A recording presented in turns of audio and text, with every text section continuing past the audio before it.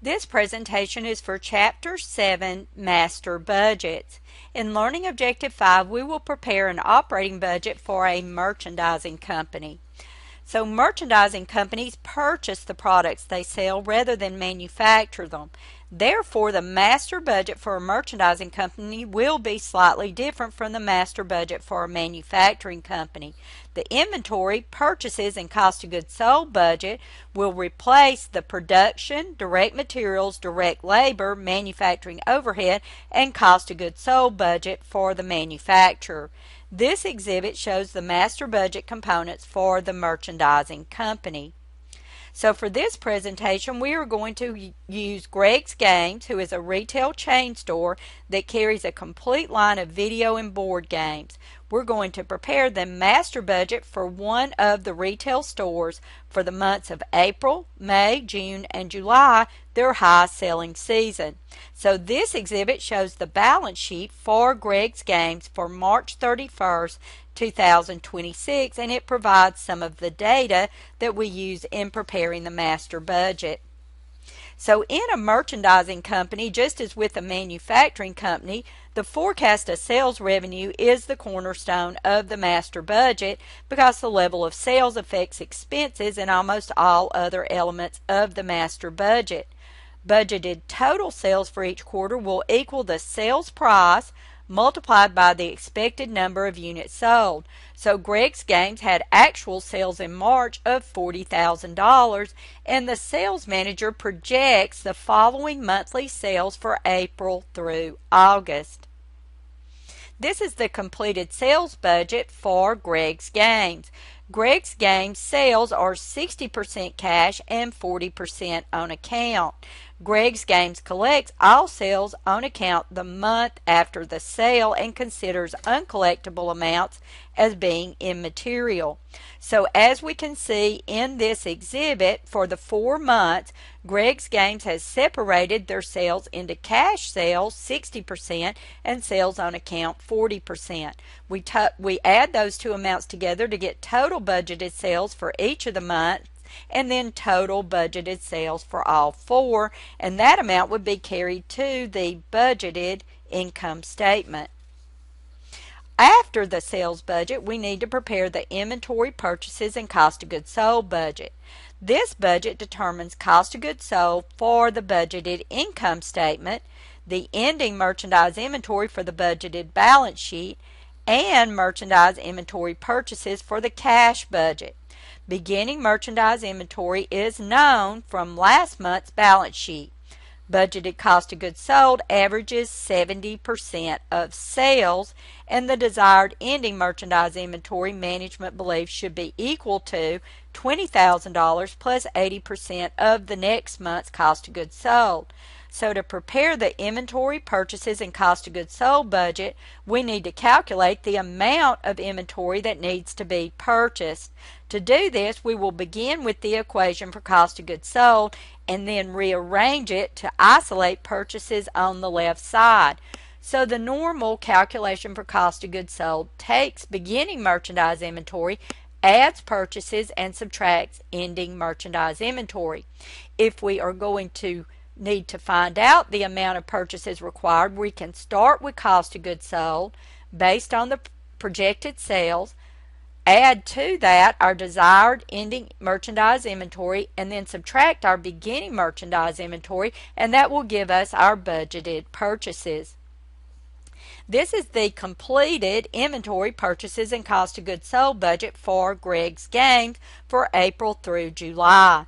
We see at the top of the budget that we calculate cost of goods sold.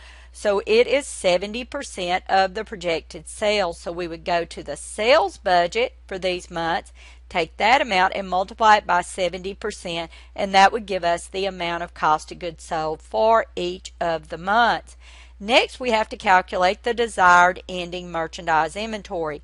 As we said in the previous slide, management wants on hand at the end of each month $20,000 plus 80% of the next month's projected cost of goods sold. So for April, we would take $20,000 and then we would add to that 80% of the $56,000 cost of goods sold for May. When we add those together, we would get desired ending merchandise inventory of $64,800. We would then add that to the cost of goods sold to get total merchandise inventory required of $99,800, and we would subtract the beginning merchandise inventory. For the month of April, we would get the beginning merchandise inventory of $48,000 from the March 31st balance sheet for merchandise inventory. We would subtract the $48,000 from total merchandise inventory required of $99,800, and that would give us the budgeted purchases for April of $51,800. Now let's look at May. May starts out with the projected cost of goods sold of $56,000, and then we would add the desired ending merchandise inventory calculated as shown on the slide of $53,600. We would add those two amounts together to get total merchandise inventory required of $109,600, and then we would subtract the beginning merchandise inventory of $64,800, and that is derived from the ending merchandise inventory for April that we calculated of $64,800. So the ending merchandise inventory for the previous month becomes the beginning merchandise inventory for the current month. After we subtract the $64,800 of beginning merchandise inventory from total merchandise inventory required of $109,600, we get the budgeted purchases for May of $44,800. We would make the same type of calculations for June and July. Now let's look at the total column. So the total cost of goods sold would be equal to the totals for April, May, June, and July cost of goods sold.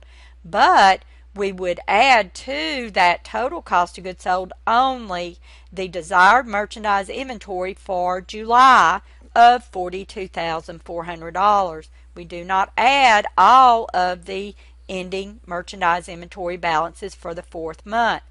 When we add the $42,400 to the total cost of goods sold of $168,000, we get total merchandise inventory required of $210,400, and we would subtract from that the beginning merchandise inventory from April of $48,000. So we do not add all of the beginning merchandise inventory amounts.